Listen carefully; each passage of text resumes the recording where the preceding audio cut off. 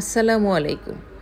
মেঘের মতো নরম তুলতুলে এবং বরফের মতো তুষার শুভ্র এই ক্লাউড কেকটি তৈরি করতে গেলে আপনার এত কিছুর দরকার নেই।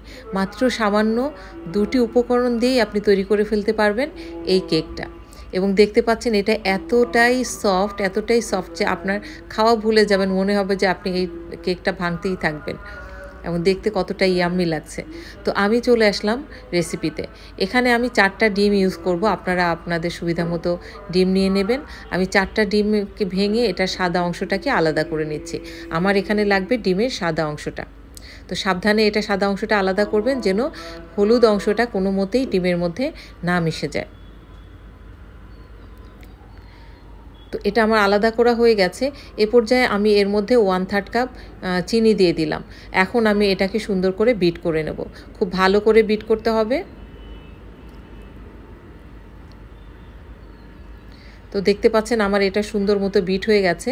এই পর্যায়ে আমি এটার মধ্যে অ্যাড করছি ভ্যানিলা এসেন্স।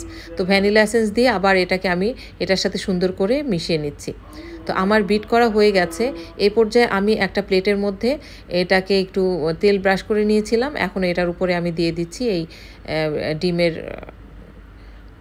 সাদা অংশটা। এদিকে আমি আমার ওভেনটাকে প্রিহিট করতে দিয়েছি 10 মিনিটের জন্য 180 ডিগ্রি সেন্টিগ্রেডে। আর আমি এখানে এটাকে সেট করে নিচ্ছি।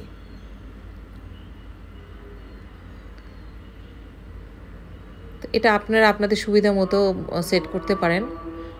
আমি স্প্যাচুলার সাহায্যে এটাকে চারদিক থেকে একটু সমান করে দিচ্ছি।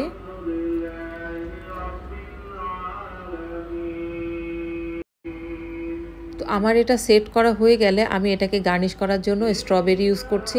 আমি স্ট্রবেরিগুলোকে একটু পাতলা পাতলা স্লাইস করে কেটে নিয়েছি। এবার এটার গায়ে আমি চাপ দিয়ে লাগিয়ে দিচ্ছি। আপনাদের ইচ্ছা মতো যে কোনো কিছু দিয়ে এটাকে গার্নিশ করতে পারেন, দেখতে সুন্দর লাগবে। তো আমি 4 সাইড দিয়ে এটাগুলোকে লাগিয়ে দিয়েছি, দেখতে ভীষণ সুন্দর লাগছে। এখন আমি এটাকে বেক করতে দেব 180 ডিগ্রি সেন্টিগ্রেডে। আমি এটা 30 মিনিট বেক করব।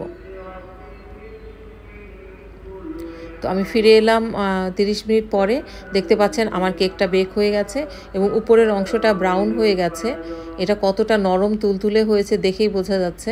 এবার আমি একটা ছুরির সাহায্যে উপর থেকে এটাকে কেটে দেখাচ্ছি। ওয়াও!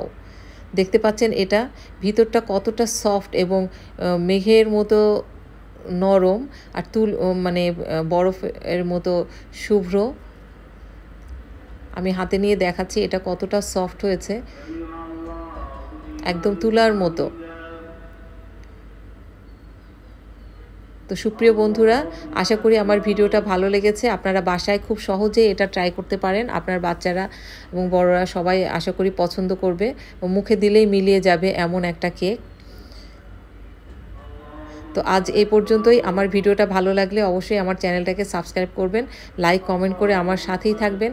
আবারও দেখা হবে অন্য কোনো ভিডিওতে। সেই পর্যন্ত ভালো থাকবেন, মানে সুস্থ থাকবেন। আল্লাহ হাফেজ।